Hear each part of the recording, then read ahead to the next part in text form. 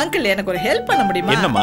இப்ப ரீசெண்டா ரிலீஸ் ஆன 3 கைதிகளை என்கிட்ட கொடுங்க. அவங்கள வச்சு நான் சாதிச்சு காட்டுறேன். அப்படியா? கொஞ்சம் இரு. ஐயோ, நம்ம இங்க வந்து திண்டாடுறதுக்கு பதிலா உள்ள வேற இருந்திருக்கலாம். இது வரைக்கும் 4 தடவை தப்பி ஓட முயற்சி பண்ணிருக்கோம். திரும்பவும் புடிச்சிட்டு வந்தீங்க போட்டாங்களே. இதுக்கு ஒரே வழி அந்த அம்மாவை கிட்னாப் பண்றதுதான். ஆமா, கிட்னாப் பண்ணி எங்க கொண்டு போய் வைக்கிறது? முத்துக்குமார் வீட்டுல தான். அங்கதான் யாரும் தேடிட்டு வர மாட்டாங்க.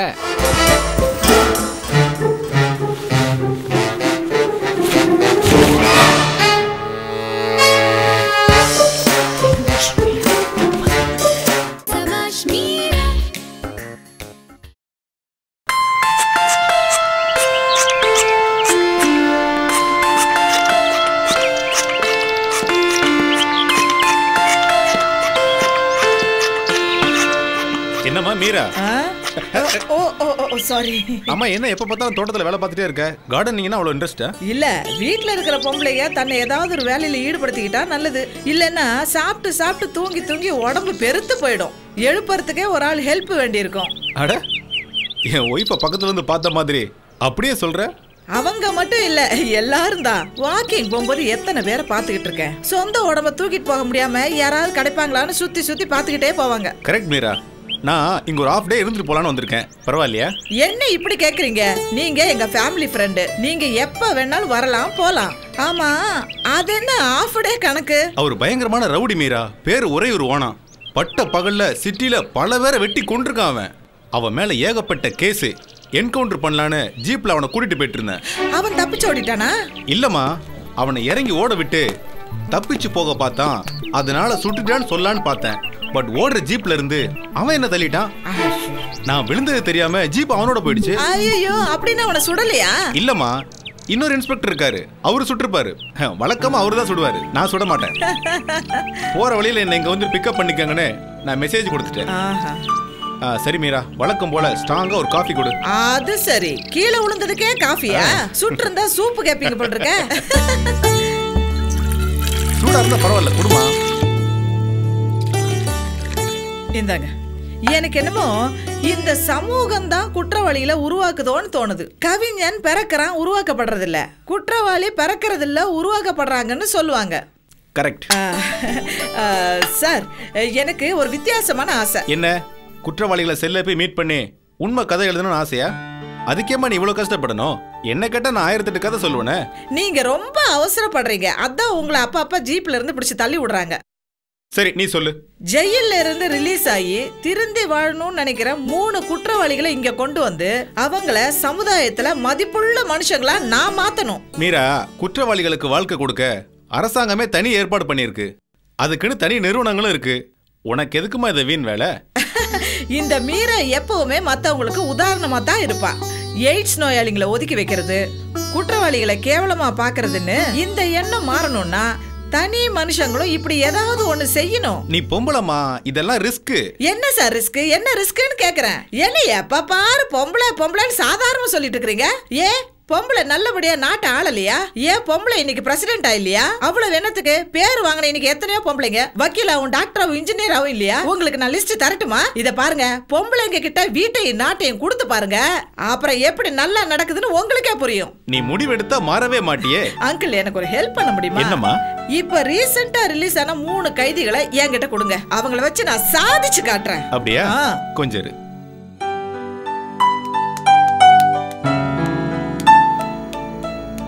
சேவல் சுந்தரம், மின்னல் மோகன், கட்லெட் கதிரேசன், இந்த 3 பேரும் சமீபத்தில் ரிலீஸ் ஆயிருக்காங்க. நானே அவங்கள கூட்டிட்டு வந்து உங்கள்கிட்ட ஒப்படைக்கிறேன். அதுக்கப்புறம் ஓ சாமர்த்தியம். ரொம்ப தேங்க்ஸ் அங்கிள். ஓகேமா.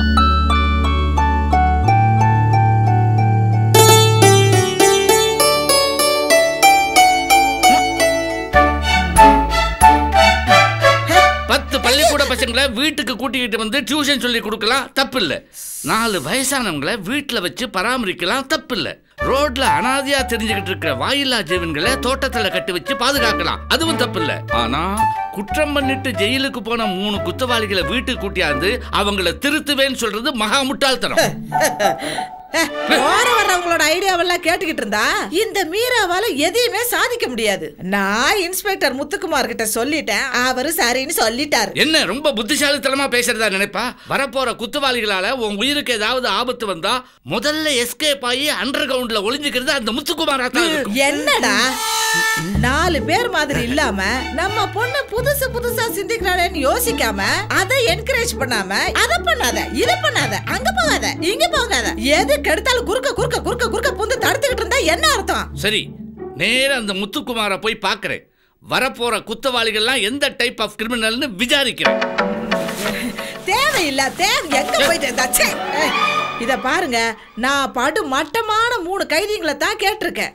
இன்ஸ்பெக்டரும் சரின்னு சொல்லிட்டாரு. நீங்க அனாவசியமா எதுலயாவது மூக்க நுழைக்காதீங்க, தள்ளுங்க அது பக்கம். இந்த சமுதாயத்துக்கு முத்துக்குமார் தேவையா?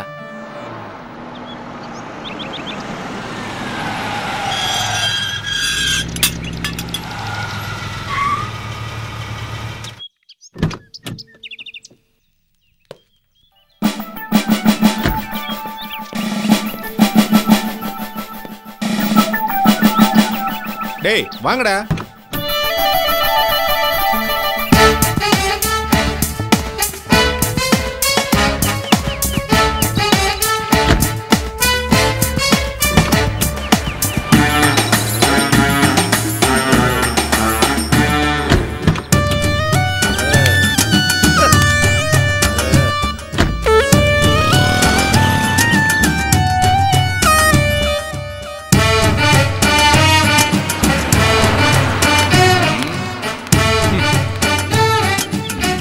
டேய் இங்கே இருங்கடா, இங்கே இருங்க.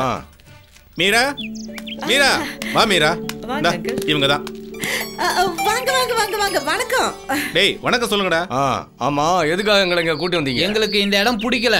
ஆமா, வெளியே வந்தா வித்தியாசமா வாழலாம்னு பார்த்தோம். வீட்டுக்குள்ள கூட்டு வந்திருக்கீங்க. ஏங்க நீங்க இங்க சுதந்திரமா வாழலாம், உங்களை யாரும் எதுவும் சொல்ல மாட்டாங்க. நாங்க வெளியவே அப்படித்தான் இருக்கோம், அப்புறம் எதுக்கு இங்க? இத உங்க வீடு மாதிரி நினைச்சுக்கங்க. நீங்க இங்க வரணும்னு நான் தான் முத்துக்குமார் சார் கிட்ட கேட்டேன், அதான் உங்களை எல்லாம் இங்க கூட்டு வந்திருக்காரு. யார் இவங்கெல்லாம்? முத்துக்குமாரோட சொந்தக்காரங்களா? ஜாட அப்படியே இருக்குதே. ஐயா சாமி, இவங்க எல்லாம் ஜெயில தண்டனை அனுபவிச்சுட்டு வந்தவங்க. கேப் மாறிகளா? சும்மா இருங்க. நான் இவங்களுக்கெல்லாம் நல்ல வாழ்க்கை அமைச்சு கொடுக்கணுங்கிறதுக்காக தான் இங்க வர வச்சிருக்கேன். மீரா, எதுக்கு இந்த விஷ பரீட்சை? அவங்களுக்கு வாழ்க்கை அமைச்சு கொடுக்க போய் நம்ம வாழ்க்கை வீணாயிடக்கூடாது. அவங்களும் மனுஷங்க தான்ப்பா, ஏதோ சந்தர்ப்ப சூழ்நிலையால குற்றவாளி ஆயிட்டாங்க. இந்தாப்பா உன் கதையை சொல்லு. சொல்றேன். இந்த பாருமா, பட்ட பகல்ல என் எதிர் வீட்டுக்காரன ஓட ஓட விரட்டி வெட்டினவன். ஏன் உனக்கு அவனுக்கு முன்விரோதமா? நானும் பூங்காவனமும் சந்தோஷமா இருக்கிறது அந்த பயலுக்கு பிடிக்கல. எங்களை பிரிக்கிறதுக்கு எப்படியோ ட்ரை பண்ணான். அதுக்காக சட்டத்தை நீ ஏப்ப கையில எடுத்த? சட்டத்தால உதவாதுன்னு தான் நானே அருவாளை கையில எடுத்துட்டேன். பாத்தியா, நீ ஜெயிலுக்கு போனதுக்கு அப்புறம் அந்த பூங்காவனம் எவ்வளவு கஷ்டப்பட்டு பருத்த பள்ளியே சந்தோஷம் தானே பட்டா. என் புருஷனை போட்டு தள்ளன நீ தாண்டா சரியான ஆம்பளன்னு சொன்னல. பூங்காவனம் மாதிரி பொம்பளைங்க இருக்கிற வரைக்கும் இந்த மாதிரி ஆம்பளைங்க உள்ள போயிட்டே தான் இருப்பாங்க. டேய் நீ ஏன்டா உள்ள போன? உன் கதையை சொல்லு. அதான் தீர்ப்பு தண்டனை எல்லாம் முடிஞ்சு வெளியே வந்துட்டேனே. இந்த அம்மா கிட்ட எதுக்கு சொல்லணும்? இந்த அம்மா நான் ஜட்ஜா?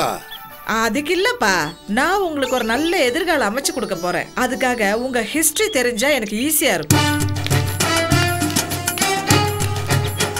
என் மாமனாருக்கு 4 பொட்ட பிள்ளைங்க, 3 மருமகங்களுக்கும் சொத்தையெல்லாம் எழுதி வச்சுட்டார். என்ன அம்மோன்னு விட்டுட்டாரு. ஐயோ, எனக்கு ஆத்திரம் வந்துருச்சு. எப்பவுமே எனக்கு குவார்டரோட பீரை கலந்தடிச்சா எனக்கு எதுவுமே தெரியாது. அப்புறம் எதுக்குயா அந்த சனியனை குடிக்கிற? ஓ பேசாம இருயா. சும்மா இருங்கப்பா. பூச்சி மருந்த தண்ணியில கலந்து எடுத்துக்கிட்டு போனேன். திண்ணையில படுத்துக்கிட்டு இருந்த என் மாமனார் வாயில மழை ஊத்துனேன். கண்ணு சொருகி வாயில நுரையெல்லாம் தள்ளி போச்சு. அப்புறம் நீங்களே நேரா போய் போலீஸ்ல சரண்டர் ஆயிட்டீங்களா? இல்லையே, என் மாமனார் தானே என்ன போலீஸ்ல புடிச்சு கொடுத்தாரு. அது எப்படிங்க? என்னங்க நீங்க தானே அவருக்கு விஷத்தை வாயில மலமலான்னு ஊத்தி வாயில நுரையெல்லாம் தள்ளிச்சு. அப்புறம் அவர் எப்படி உங்களை போலீஸ்ல புடிச்சு கொடுத்தாரு? திண்ணையில படுத்துக்கிட்டு இருந்தது என் மாமனார் இல்லம்மா, என் வீட்டுக்கு வந்த விருந்தாளி. நான் மப்பல ஊத்துனேன். அவனாவது வாயை திறந்து நான் உன் மாமனார் இல்லைன்னு சொல்ல வேண்டியது தானே. ஏங்க, மாமனார்ன்றது யாரு? உங்க பொண்டாட்டியோட அப்பா தானே. அதுக்காகவே அவனை போட்டு சொன்னோம். மீரா ரொம்ப கொடூரமானவங்க. ஒரு வாய் காப்பியும் கை செலவுக்கு காசும் கொடுத்து இப்படியே அனுப்பிச்சிடு. ஏப்பா, நீ எப்படி? வெட்டு 1 துண்டு 3. அது எப்படி ஒரே வெட்டுல 3 துண்டு? மடிச்சு வெட்டினா 3 ஆகும்ல. அது வந்துமா கோயில் உண்டிய திருடி உடைச்சிக்கிட்டு இருக்கிற நேரத்துல பூசாரி வந்துட்டான். ஐயோ மாட்டிக்க போறோமேன்னு நினைக்கிற நேரத்துல வந்த பூசாரி திருடங்களை எனக்கும் பாதி பங்கு கொடுன்னு கேட்டான். போடான்னுட்டு நானும் இருக்கிறதுல சரிபாதியா எண்ணி பிரிச்சுக்கிட்டு இருக்கும்போது அந்த பூசாரி ஒரு 20 ரூபா நோட்டை அவன் காலு கடியில மறைச்சிட்டான். வந்ததே எனக்கு கோவம். எனக்கு இந்த பொய் பித்தலாட்டம்லாம் பிடிக்காது. எனக்கு தேவை நேர்மை. வந்த கோவத்துல உட்கார்ந்திருந்த பூசாரி இழுத்து வச்சு ஒரே வெட்டு. பூசாரி 3 பீஸ் ஆயிட்டான். ஏப்பா கோயில் உண்டியல திருடுனதே தப்பு, நீ பூசாரியை வர வெட்டி இருக்க? ஒரு 20 ரூபா வேணும்னா என்கிட்ட கேட்டிருக்கலாம். அது என்ன திருடுறது கெட்ட பழக்கம்ல. அதான் ஒரே வெட்டிட்டேன். மீரா 3 பேருமே கொலை பண்ணவங்க. அப்போ முடிவு என்ன? இங்கேயே இருக்கட்டும். அப்புறம் உன் இஷ்டம்.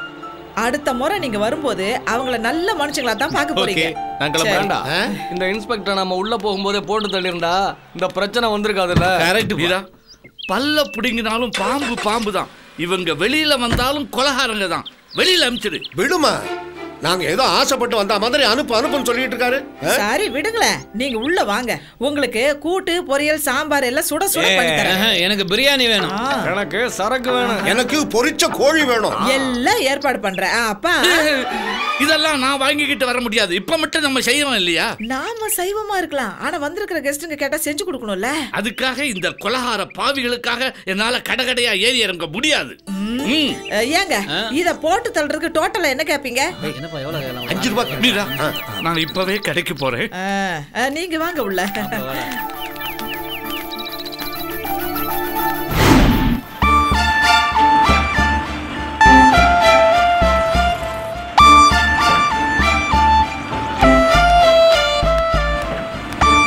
அப்பா என்னடா உனக்கு கொஞ்சம் கூட அறிவே கிடையாதுப்பா.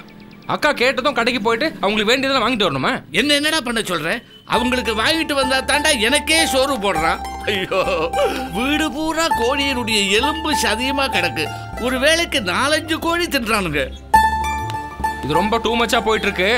இதுக்கு சீக்கிரமா ஒரு முடிவு கட்டணும். முரளி, நேத்துக்கு மத்தியானம் 2 கொலகாரங்களை காணோம். மீரா உடனே ஒரு ஆட்டோ எடுத்துக்கிட்டு போய் தெருமுனையில ஒளிஞ்சுக்கிட்டு இருந்த அவங்கள கூட்டிக்கிட்டு வந்துட்டா. போகட்டும்னு விட்டுட வேண்டியது தானே. இவளுக்கு என்ன ஆஸ்கர் அவார்டா தரப்போறாங்க? ஆஸ்கார் அவார்டு எதுக்கு கொடுக்குறாங்கன்னு கூட உனக்கு தெரியாதனால தான் அக்கா இப்படி ஆட்டம் போடுற. சரி அதெல்லாம் விடு முரளி. அந்த 3 பேரையும் இங்கிருந்து எப்படியாவது கிளப்பிடணும்டா. அதே தான் நானும் யோசிச்சுட்டு இருக்கேன். இவங்க ஏதாவது தப்பு தண்டா பண்ணி மாட்டினாதான் மறுபடியும் உள்ள போவாங்க. எப்படிடா? அவங்க மீரா பேச்சை கேட்டுக்கிட்டு திருக்குறள்லாம் படிக்க ஆரம்பிச்சுட்டாங்க. அறத்துப்பால், பொருட்பால், காமத்துப்பால், ஆவின் பால், ஆரோக்கிய பால் எல்லாத்தையும் தலைகீழ சொல்றாங்க. Once a convict always a கன்விக்ட்னு சொல்லுவாங்க. யாரு அந்த 3 பேருமா? ஐயோ பொதுவா சொல்லுவாங்கப்பா. ஒரு தடவை திருடுனா அவன் எப்பவுமே திருடனா தான் இருப்பான்.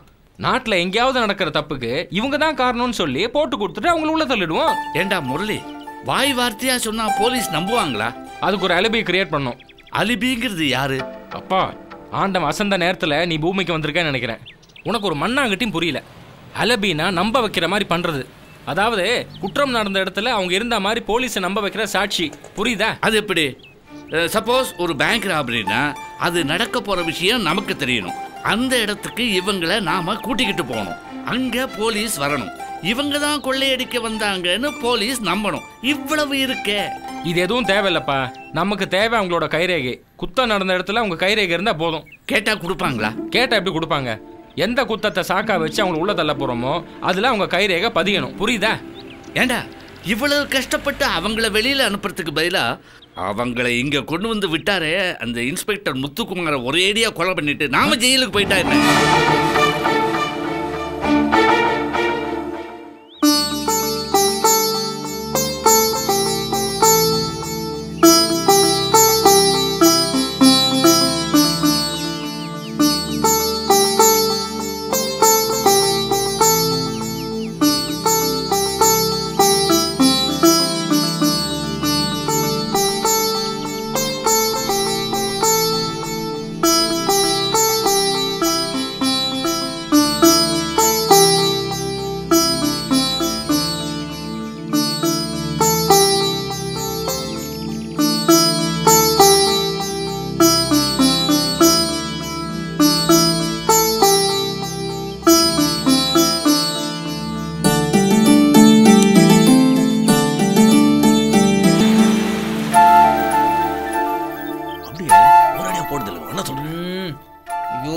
நம்ம இங்க வந்து திண்டாடுறதுக்கு பதிலா உள்ள வேற இருந்திருக்கலாம். இது வரைக்கும் 4 தடவை தப்பி ஓட முயற்சி பண்ணிருக்கோம். திரும்பவும் பிடிச்சிட்டு வந்தீங்க போட்டாங்களே. இதுக்கு ஒரே வழி அந்த அம்மாவை கிட்னாப் பண்றதுதான். ஆமா, கிட்னாப் பண்ணி எங்க கொண்டு போய் வைக்கிறது? முத்துக்குமார் வீட்டுல தான். அங்கதான் யாரும் தேடிட்டு வர மாட்டாங்க. வந்தாலும் முத்துக்குமார் தானே மாட்டுவாரு. அப்படின்னா ராத்திரி 12 மணிக்கு அந்த அம்மாவை கிட்னாப் பண்றோம். டன்.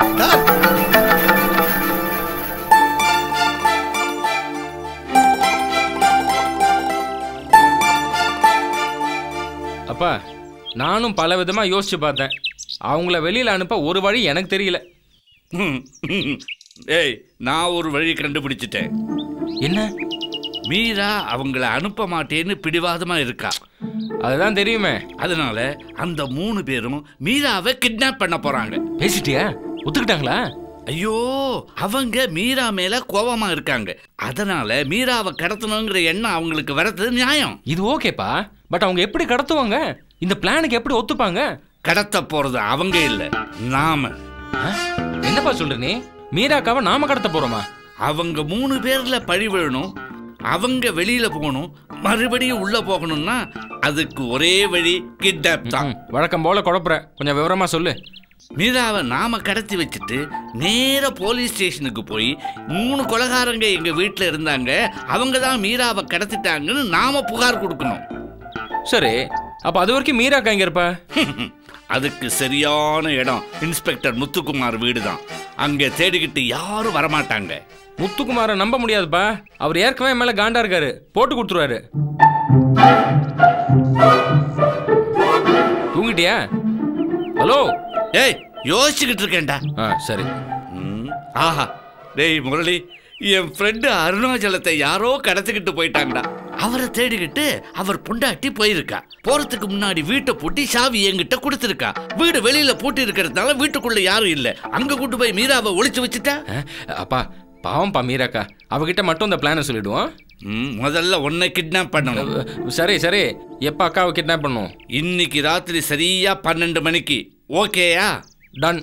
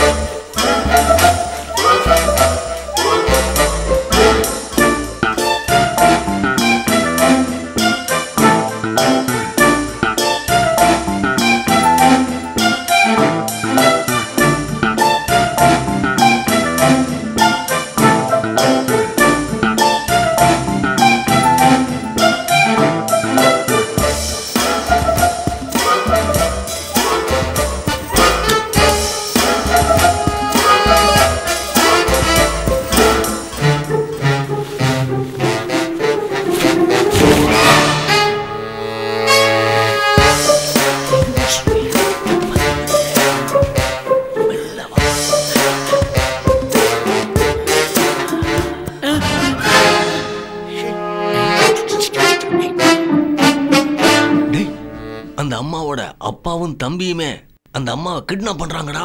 என்னடா இது அநியாயமா இருக்கு. அப்போ நாம லைட்டை போட்டு காட்டி கொடுத்து அந்த அம்மா கிட்ட நல்ல பேர் எடுத்துப்போம்.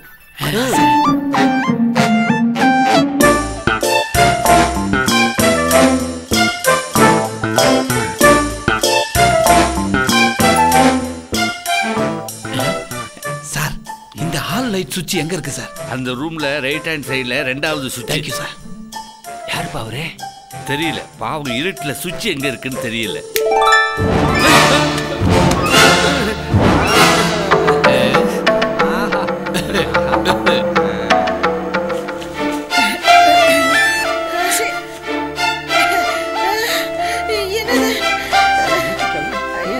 அம்மா அம்மா, உங்க அப்பாவும் தம்பியுமே உங்களை கடத்துறாங்களேம்மா. அது வந்து நான் வேண்டான்னு தான் சொன்னேன். முரளி தான் பரவாயில்லைன்னா. ஆமா, நல்ல வேலை நாங்க வந்து லைட்டை போட்டோம். இல்ல நான் உங்களை தூக்கி கொண்டு போய் நாய்க்கோ நரிக்கோ போட்டுருப்பாங்கம்மா. அட பாவிகளா, அந்த அம்மாவோட முகத்தை பாருங்கடா, பச்சை மண்ணு. அதை எங்கடா தூக்கிட்டு போறீங்க? நான் உங்களுக்கு என்ன துரோகம் பண்ண? என்னையே கடத்த பாத்தீங்க. அது வந்து பேசாதீங்க, வெளியில போங்க, போங்க வெளியில, வெளியில போங்க.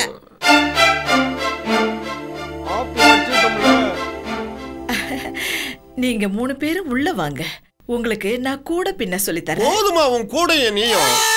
உங்க வீட்லயே 2 கிரிமினல்ஸ் வச்சுக்கிட்டு எங்களை திருத்த போறீங்களா?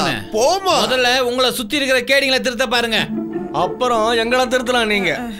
டேய், முத்துக்குமார் வீடு தெரியுமாடா உனக்கு? அவனுக்கு இன்னைக்கு என் கையால சாவு. அன்னைக்கே சொன்னீங்க, சரியா காதுல வாங்கல. எல்லாம் நீ போட்டுருவா. இந்த சமூகத்துல தப்பு பண்ணிட்டு பல பேர் வெளியில ஜாலியா சுத்திட்டு இருக்காங்க. ஆனா மாட்டிக்கிறவங்க குற்றவாளின்ற பேர்ல உள்ள போயிடுறாங்க. என்ன கேட்டா தனி மனிதன் ஒழுக்கமா இருந்தாலே எந்த தப்பும் நடக்காதுன்னு சொல்றேன். என்ன நான் சொல்றது சரியா? Savaş Mira